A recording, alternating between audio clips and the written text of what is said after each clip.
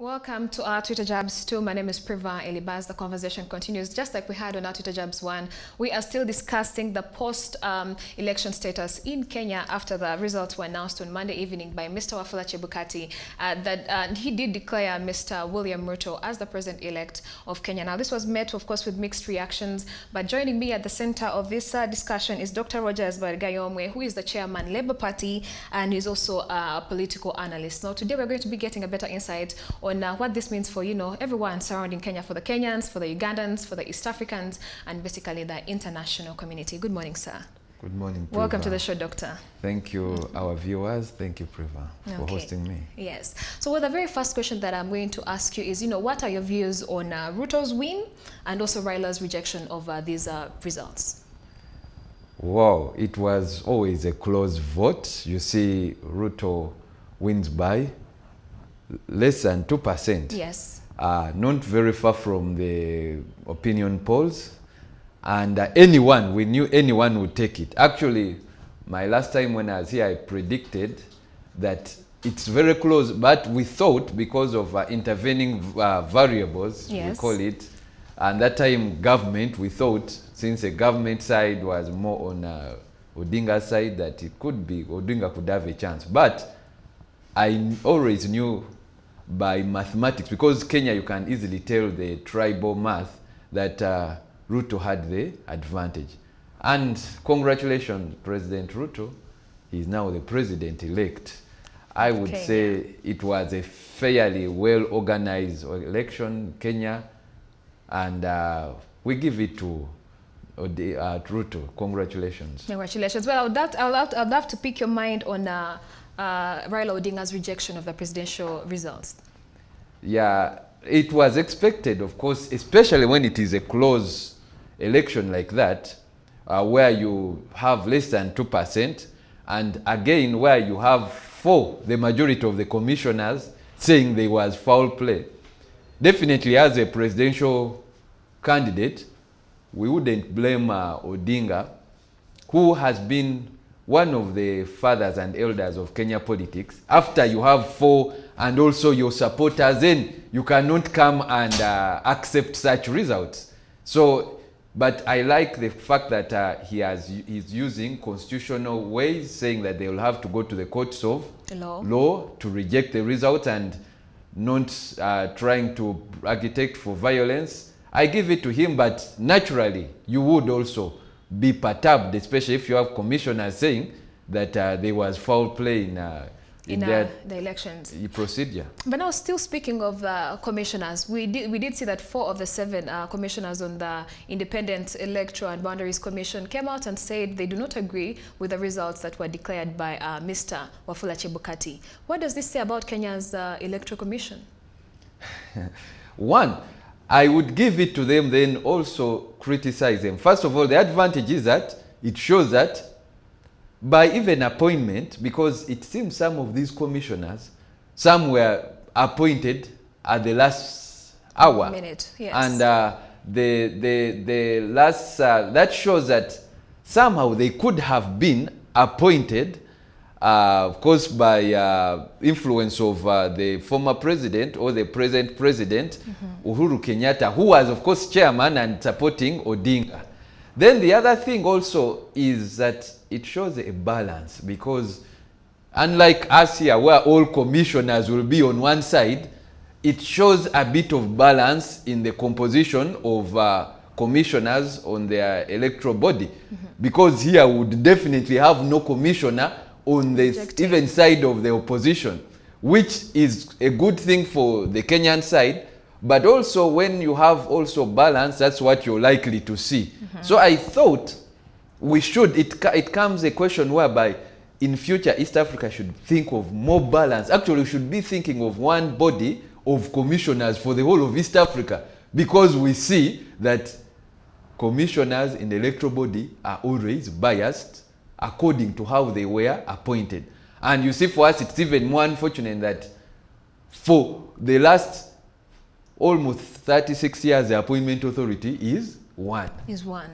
And so it shows you that we don't really have independent commissioners in the whole of East Africa. Okay, now you see some of the comments from people are saying that first of all, I beg your pardon, the commissioners that did come out and say they do not agree with the results that were announced by Mr. Wafula Chebukati. They came out and say they do not agree with them for their own reasons, and they seem to be on Raila Odinga's side. But on the other hand, also the other commissioners that were in argument with the results that were released by Mr. Wafula, it seems that actually in Raila Odinga's statement, he says that the IEBC is biased. So when you talk of, the commissioners are biased, aren't we confusing ourselves? Yeah, because one, now it has to go back to the appointment of the commissioners.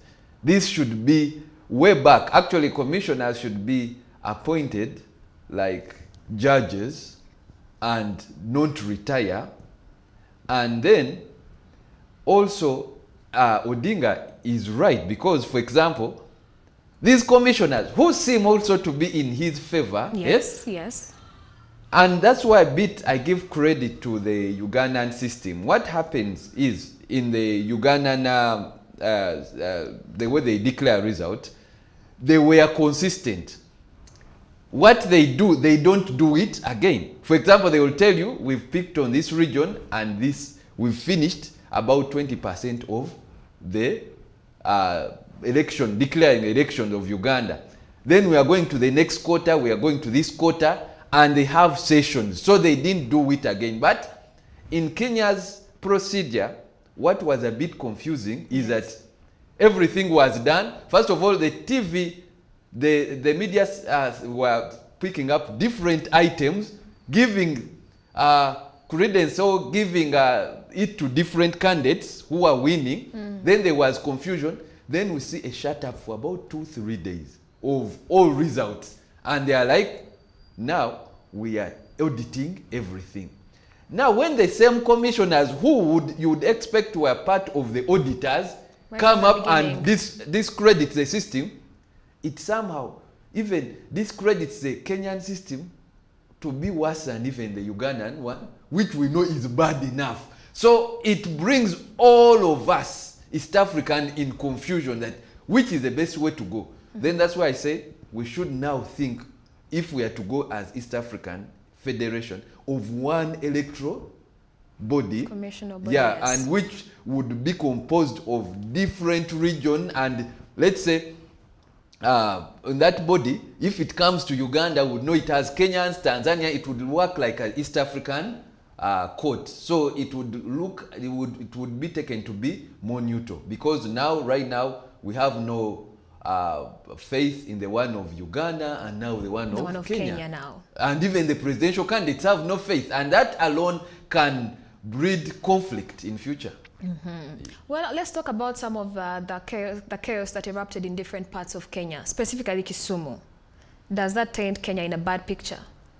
I think so far we hope for the best. It's not as much. Yes, it has come up chaos, and Kisumu it was expected, because, for example, and that's the wisdom of the present president Uhuru Kenyatta. He knew that, and he came up. He said that some of these communities should be given a chance on presidency. We should agree in East Africa and in Africa that presidency is sort of a way of sharing the national cake. That's why us in Labour Party, we think about rotational presidency. A president should never be left in one region for a long time. So the Jaruos had always the best candidate was Odinga. If you go to see, we have people like Olengo, but they will never have a candidate like Odinga for the next 20 years. That's true. And they had the Odinga family for the last 40 years.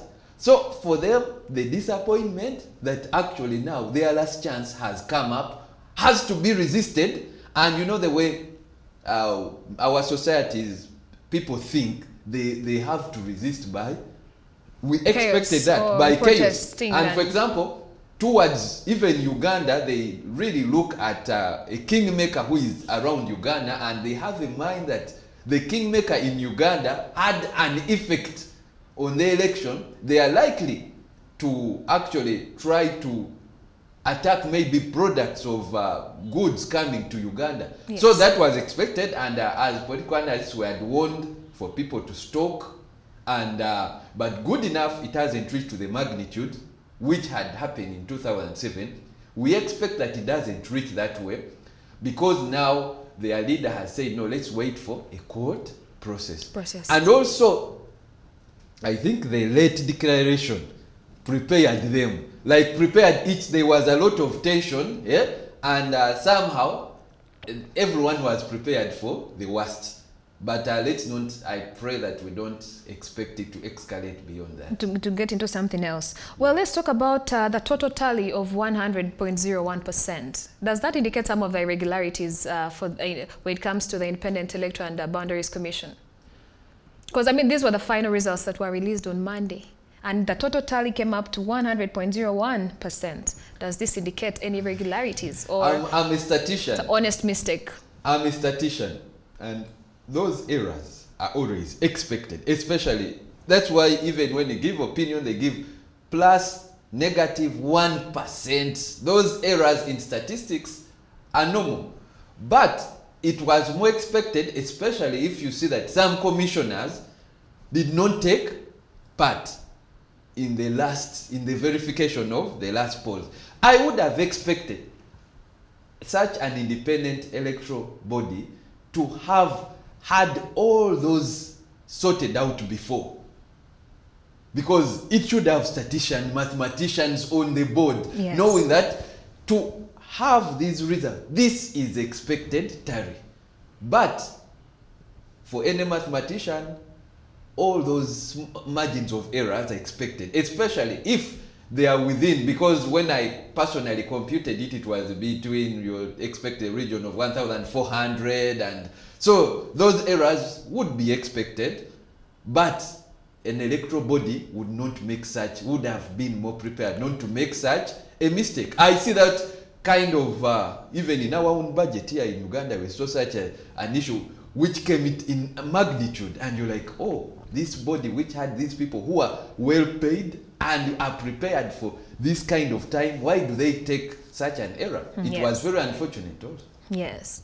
Well, still talking about the results from Kenya, some people really feel bad for Mr. Raila Odinga. I mean, he has been running for presidency. This was his 5th time, and he has lost again. Should the people of Kenya be proud of him, or for his resilience, or should they actually feel sorry for him the same way they are doing right now? I will use the words of Jesus. Jesus said that you should not cry for me, but you should cry for yourself. People should not cry for Raila Odinga. They should cry for the democratic process of Kenya. Odingas, from his father, they've been kingmakers. Yes. You know, Jaramogi Odinga would have been the first prime minister of Kenya, but he gave it to Kenyatta. Senior. Yes. So he comes from a privileged kind of background, and he's not a poor man. He's not.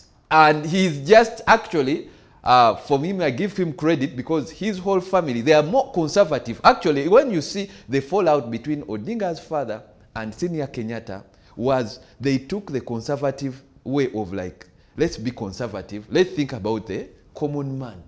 They always had that mind. Yet that time, Kenyatta family was more about getting wealth, and you see, Kenyatta family is one of the richest in East Africa. Yes. The Odingas were like, no, let's involve there. So it's always good, and that's why you see Kenya is more stable as an economy, to have a strong opposition.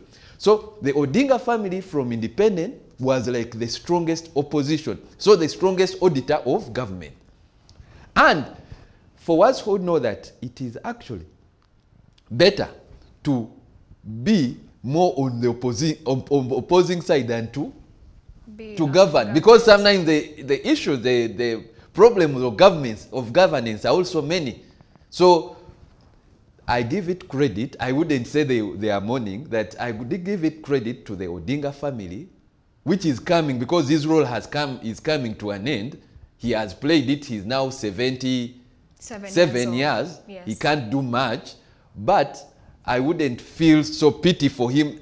As a gentleman, he has played his part. He has been a kingmaker in Kenyan politics. And I would think the way he's taking it, that let's use the courts of law. If the courts of law disappoint him, which is likely because some of us who have been, they voted against him for some of, last time he won it, but they are likely to... He contested twice actually, but he was successful on the last time in 2017. No, but when you see they are bridging the gap rulings, they've been, sometimes the courts have sort of trashed it. So depending on what the courts of law will bring up, because for me, I know even a rerun, Ruto can take it. So I would think he should go as in retirement, as a kingmaker. Things have not been so good for him. 5 attempts. So sometimes you're like, okay, I retire, but honorably. Because I would assure you that in Kenya, probably more than his father and Kenyatta Senior, there has not been a resilient politician like Odinga. Raila Odinga. Yes. Yes. Well, let's talk about the congratulations that followed the announcement of the presidential elections on results, I beg your pardon, on Monday evening. We see different heads of state, including His Excellency Yoweri Kaguta Museveni, His Excellency Paul Kagame. They all congratulated Mr. William Ruto upon winning the presidential elections in Kenya. But is that something that is politically correct, considering that this is a contested president-elect? No, diplomacy requires that. If they are declared Odinga also, they would, the same people would congratulate him, especially his brothers in the region. The first would be our own president, President Yoweri Museveni. It's diplomacy, it's expected. But also the fact that we know that probably, especially I'll talk more of the tweet from Uganda, is that for now, he's very happy because if you saw the body politic, from the first time Ruto contested as the vice president and now as the president, he was being made by the kingmaker who is our president. So he's a happy man. He had to send even you see how he emphasizes on his tweet, following even the conversation, he wants to emphasize that, yeah? But we know that he had a hand in mentoring Ruto. And I know he gave him some secrets. And I've always emphasized that here in East Africa, we've never had actually polls. These are just procedures. Nyerere made the Obote 2. He made all this from Yusuf Rule, who was elected from Tanzania. He had an influence in Binaisa and in Obote 2's second coming because Semogere had won the vote and he was called in State House in Tanzania, and he decided that it should be Obote to take it. So we've always had a king. The elderest man was always the king maker, and that time it was Nyerere. Now we know the elder is President Yoweri Museveni, and he is a kingmaker. He has an influence in mentoring, and now he was happy. And for him, he's happy because all the presidents in the region, he has an influence on them. And and they are both junior in age, and he has an influence in them being president. But doctor, what happens if the court decides to overturn this result? Will they still congratulate Mr. Raila Odinga? No, you see, the only option is if court overturns, it will say that there will be another election. And if Odinga took it, they would still congratulate him. Yeah, procedurally, diplomacy requires that. They would still, for them, they have to recognize the candidate who the Independent Electoral Commission would declare. The only tweet I'm disappointed I haven't had is the one from Uhuru Kenyatta. Have you seen it? I saw you read out the Twitter. No, but some of the reports were saying he's also not in argument with the results that were released on Monday evening. He would be, but remember, he has to come up to diffuse the tension. He has to come up as the head of state in Kenya to say that you people, we have to respect the rule of law. No. And for now, it seems the candidate, the president-elect, we have to respect the president-elect who is announced. We have to accept as we wait for a counter from the court. So I would think for stability of Kenya, the tweet from Uhuru is the most important tweet in the whole world we haven't seen. So I'm expecting to see on your screen the tweet from Uhuru. On that. From President Uhuru. Well, I think as the information comes in, of course, we'll be relaying that on our social media platforms at CTV Uganda. That is Twitter, Facebook, and Instagram. But still carrying on with our conversation, the fact that now Raila Odinga wants to go to court, do you think there is a slight chance for a rerun, a presidential rerun? Personally, from the tension I saw, I thought the rerun was the option. But remember last time when they gave him a rerun, he rejected it. Yes. Because even with the rerun, he can see the mathematics. He knew, first of all, the rerun is expensive for the economy of Kenya. And that's why, for me, I believe elections are not the best options for Africans because they're very costly. This money distributed to our people, it would mean a lot to each household. But I would tell you, be like the other time, if they gave the rerun, he would not go for the rerun because statistics are clear for you that so long as the biggest ethnic group in Kenya, which are the Kikuyu, yes, are 4, they even rejected at Uhuru Kenyatta's polling station, or the Karuas, the vice president. Ruto won. I think maybe that's what actually puzzles them. That's what is bothering them, because how are you not winning in your own stronghold areas in the country? Because, like I always tell you, that even if Obama is to come and stand in Kenya, they rejoice when he won in America, yes, but in Kenya they would reject him because he's a Jaluo. We are so tribalistic here in our societies, and it is known. So the Karenjins had a pact with the Kikuyus, and they are respecting that. So just like here, I tell you that voters switched from Kizza Besigye back to Museveni in the west, in Ankole region, yes, and they rejected Bobby Wine. So our people are still weak. They have tribal sentiments. It's only the elite corporates and internationals who would say, now this Odinga is a compromise candidate. Let the Jaluos have their turn, which was decent. But the locals still have those tribal sentiments. And even in our own societies, here, they are there. So even if they went for a rerun, Odinga knows that he cannot win that vote. Well, in case the result stands, do you see Mr. Raila Odinga serving in the new government, the new Ruto government? No, he as wouldn't. Sort of a cooperation, the argument we've seen. I mean, he has served in the previous governments before, so do you think there is a chance for that to happen again? I would ask you, which position do you think he would serve? Raila served in Kibaki's government as Prime Minister, yes, because Kibaki was his elder. As in, they are fellow elders, and Kibaki had his integrity, and but he refused even to debate with Ruto. Ruto is about 57. 55. And Odinga, yes, is 77. What position would he go to for? He has ever been a prime minister. Yeah? Yes. Even now he cannot be a vice president, remember, because he has a running mate. Running mate, yes. So would Odinga go to look for a personally, I would feel he wants, it's too much for him. He would degrade himself.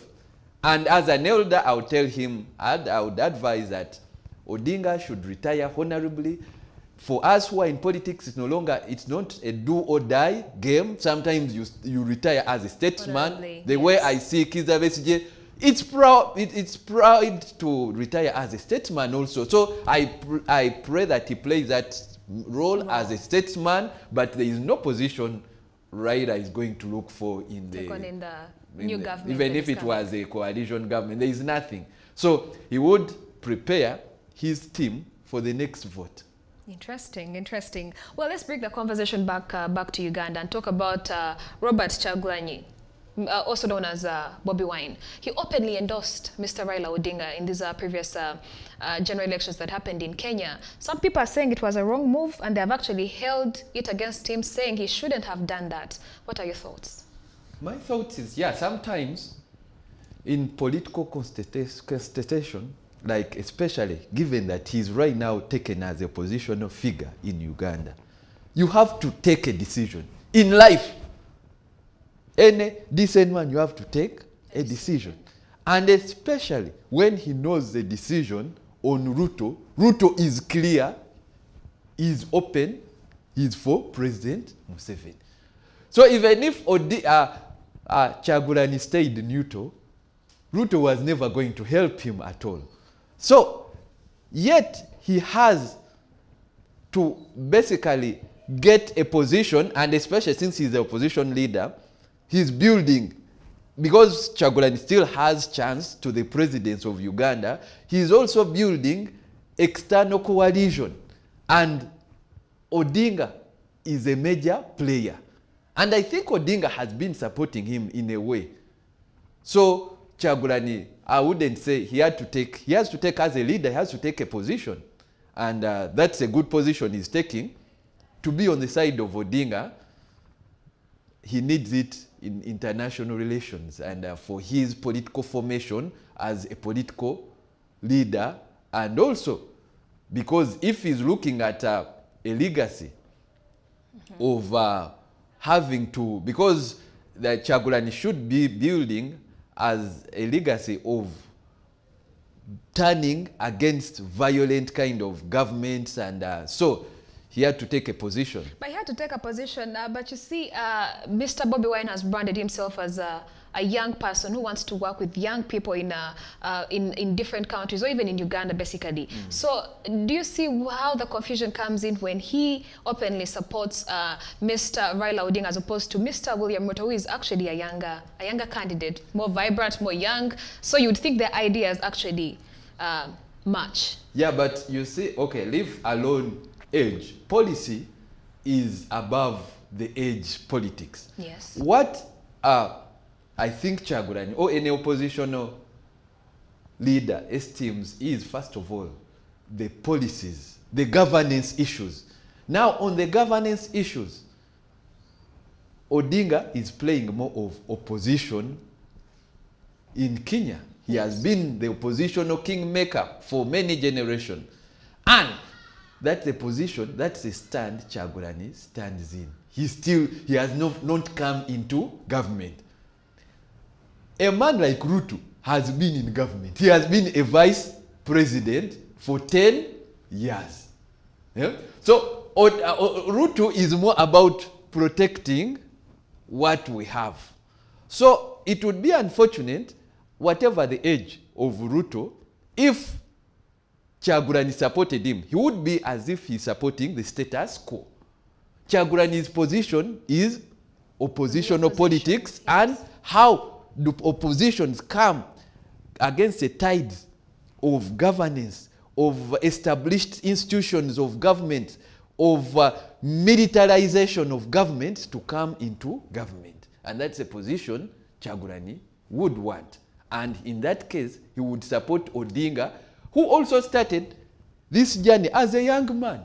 Odinga started oppositional politics at almost the age of Kyagulanyi. Yes. It is just that he has been unfortunate. Just count 5 losses, just put 25 to say. So Odinga started at around 30 also, when he's the son of a former vice president of Kenya. So it's not about age, but about policy in this case. So, Doctor, do you agree with people's sentiments saying that actually Mr. Kyagulanyi Robert did support Raila Odinga only to spite the president of Uganda, His Excellency Yoweri Kaguta Museveni?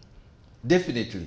He did partly. I don't say only two, but yeah, Kyagulanyi. And remember, you're not talking about only Kyagulanyi. Yes. Also Kizza Besigye was in, well. Yes. In Kenya. They do this to tickle Yoweri Kaguta Museveni, to show him, first of all, whatever they are doing in Kenya was there, first of all, to try to show that these people's democracy is a bit better than yours. Than ours. Your electoral kind of independence electoral body is better than yours. Then they also try to government power to say that we are preparing. Remember, they are preparing for the post-Museveni kind of government. Yes. So they have to go out there and be recognized by the international body, because when they were in Kenya, don't think they were only all African governments or people electioneering bodies were present in Kenya, because Kenya is sort of a stable and example of African. First of all, it's the biggest East African economy. Then it is one of the few stable African democracies. So everyone, even Americans, were interested in seeing what is in Kenya. So the players in Kenya are being viewed internationally. So even them, they had to be in Nairobi to interface with all the international observational teams which were there. So it was good for them. And it was positive also for our democracy. Okay, yes. Well, Doctor, as we wrap up the show, your parting shots, a message to the Kenyans, a message to Ugandans. In regards to this Kenya's post-election status. Yeah, to Kenyans, I say they should stay calm. The courts of law, good enough. They have a system. They still have that other step of going to the courts of law. There too, the leader, especially the opposition leader, has played his role. They shouldn't be disappointed. Raila is already a rich man. He is stable, and if you see by his age, for me, I think he needs to rest. To leave it, to just give it up. To justify but good enough, he has brought a number of members of parliament, senators. By the way, in the House and in the governance, they are almost ties. Yes, Kwanzaa takes it, but they are almost tying. So I say, let it be. Let them continue to respecting calmly the processes. Then for the East African, it is a bit good for East Africa, because if we had Odinga, for example, there was going to be continual tension. You see, East African as a body, we have not been coming forth because there was tension between President Museveni and President Kagame. Yeah? That tension between Odinga and Yoweri Museveni, remember they are almost age mates, and they had authority on their part. Yeah? Be sure, President Odinga would always know he will never forgive a bit President Museveni for the past kind of manipulation he has done, even in Kenya. And remember, they are almost the same age. Yes. We are expecting to see some tension in the East African bloc. But right now, we have, with the President Museveni and the people he has made in the region, we are likely to get more results, because no one is competing with him. They are looking at him as more senior, and yet they are also giving this respect as a man who has mentored them. The one of Rwanda, we saw he had to diffuse because President Kagame was made by President Museveni. So we are likely to see a bloc move forward because of the kind of relationship they have, the heads of state. So it is a positive. Then, as Ugandans, my parting shot is that we should learn lessons. Politics is not a do or die.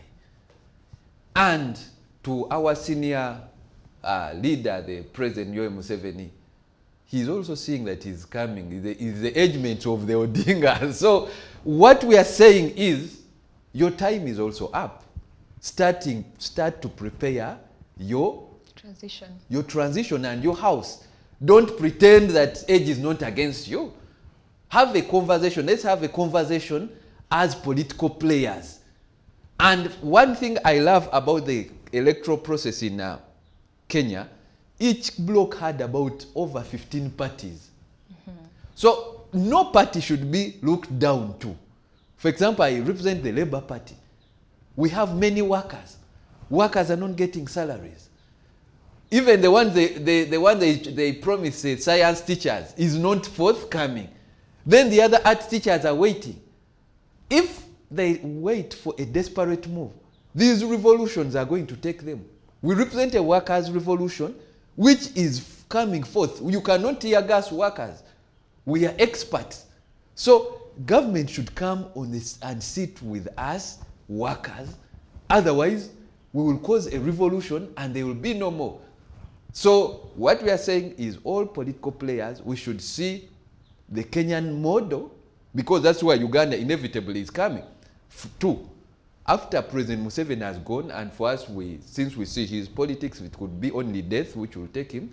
But all political players should be brought forth, and let's have coalitions like we see in Kenya. And genuine coalitions which work for people, where everyone is brought on board. Every view is brought on board. And this arrogance of NRM should stop, that we are the only strong party, because they are just strong because of a strong kingmaker who is coming of age. Nabanja, Prime Minister Nabanja will not be there anymore, and let's start a conversation of how to take Uganda ahead, the way we see it in Kenya. Elections come to change governments, and to change governments decently. Well, I love the fact that you said all political parties should be put into the equation and the decision making so that they can work out something that is actually going to benefit all Ugandans at the end of the day.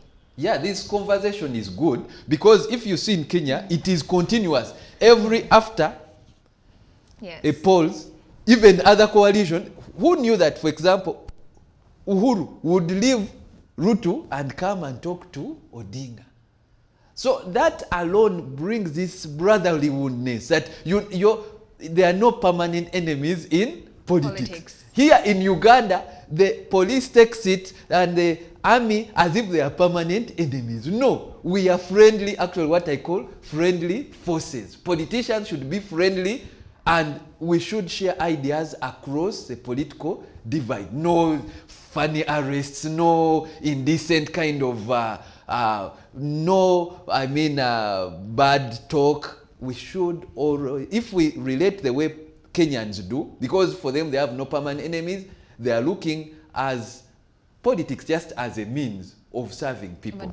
Then we'll have a more stable democracy in Uganda. We have a lot to learn from the Kenyans. All right. Well, thank you so much, Doctor, for sharing your insight this morning as regards to the Kenyans, I beg your pardon, as regards to the Kenya's post-election status. Well, that's all we had for you this morning on our Twitter Jabs 2. The conversation, of course, continues on our social media platforms. That is Facebook, Twitter, and Instagram at SEETV Uganda. What's happening in Kenya as it comes in, of course, we will be relaying that information on our social media, like I mentioned earlier on. And of course, we will be giving you subsequent bulletins and giving you more information later on as the day goes on. My name is Priva Elibaz. Good morning.